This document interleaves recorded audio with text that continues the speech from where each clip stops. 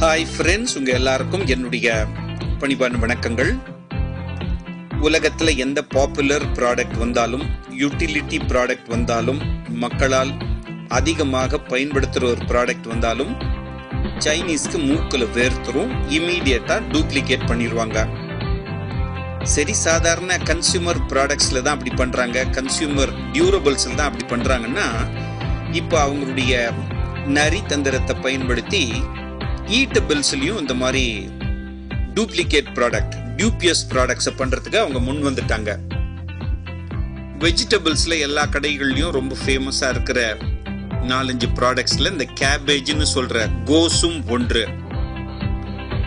அது செடியில வளர்ந்துதான் நம்ம வீட்டுக்கு வருதுன்னு நம்ம நினைச்சிட்டு இருந்தா, இனிமே அந்த ஐடியாவை மாத்திக்கங்க.